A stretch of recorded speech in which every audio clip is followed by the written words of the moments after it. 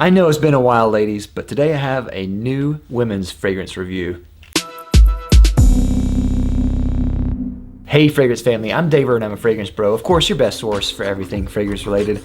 Today I have a video that is a review on this little gal right here. And of course, this is Aura Mugler by Mugler. Before we get started, this was sent to me for review by Mugler. So just keep that in mind, but of course I'm gonna keep it 100% real and honest here with all my thoughts. All right, so let's get straight to it. Date introduced is 2017. It's classified as an oriental. Notes are rhubarb, vanilla, orange blossom, tiger liana, and wolfwood. Longevity on me and my wife was excellent, in an excellent range. About 8-10 hours, maybe a little bit more sometimes. It lasts a long time. Projection was maybe a little bit less. It didn't seem so loud. I would say probably just in the average range. Season, I think this is kind of a weird one to say. I think this might be one of those fragrances that's good for like the in-between seasons, in between where the seasons meet. I think it's best for spring, but I think that it might be even better between winter and spring and those kind of in-between days. Purpose, I think this is good for casual. I think this also is good for work. And I do think this could be used in a date situation possibly. All right, now what does this remind me of? Well, like nothing I've smelled before. It's almost strange. And I say almost, and I mean it is strange. It's a very strange fragrance. But I don't mean that in a bad way. I mean that it is strange in an intriguing way.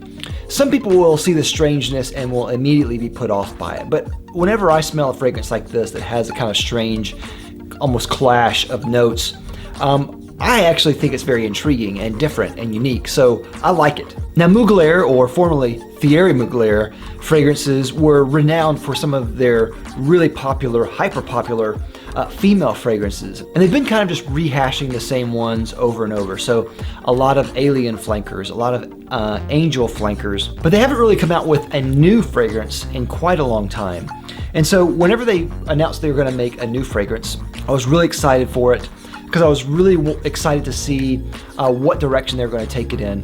Mugler fragrances have almost a futuristic type of feel to them, so a lot of times they come off in the strange category. Our Mugler is no different. It is strange and odd and futuristic and sci-fi in all the best ways. Now I haven't watched or read any reviews of this fragrance as of this recording, but I think I can predict what some of the criticisms of this fragrance might be.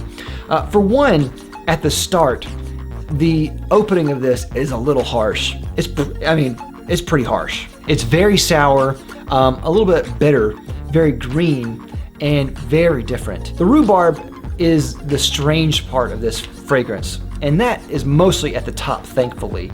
You do see a little bit of that rhubarb note kind of segueing all the way through with a little bit of a sour twinge. Some people are immediately going to be turned off by the opening right away. Some people are going to really think this smells chemically and harsh.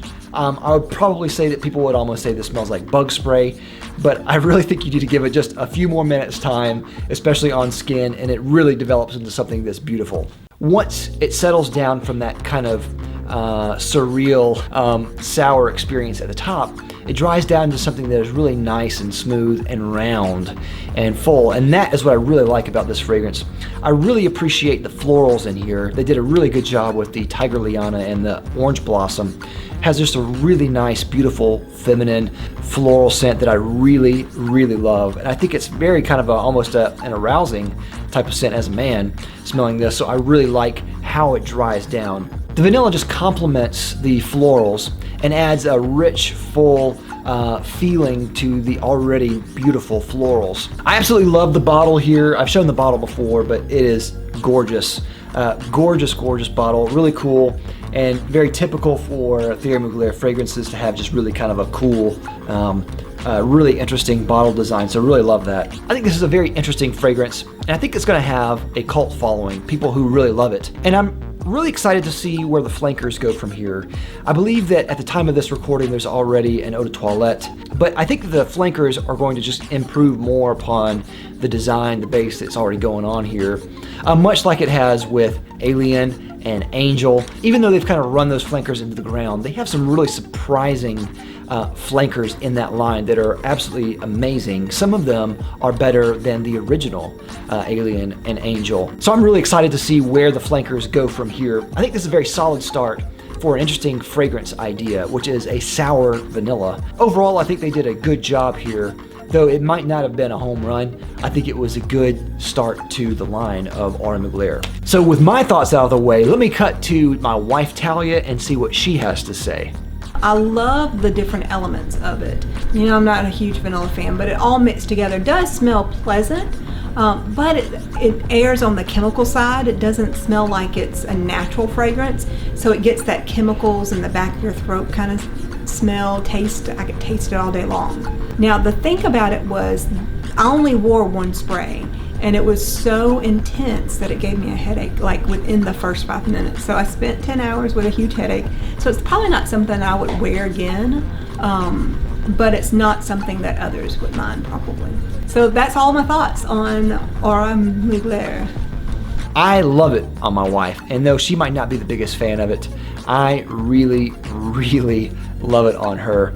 And I wish that she loved it more because I think it's a dynamite fragrance on her skin. It smells absolutely sexy. It is a little weird, it is a little quirky, but it is very sexy, a lot like my wife. Now, bang for buck, this is $125 for a 3.4 ounce 100 ml bottle. This one is the 50 ml bottle for size comparison there. These are refillable, so you can find refills of this on Mugler's website. Now, if you can buy the refill itself, you might be able to save even more money, though it probably won't come with an atomizer. For my final rating, I'm gonna give this, I'm stuck between a 3 and a 4.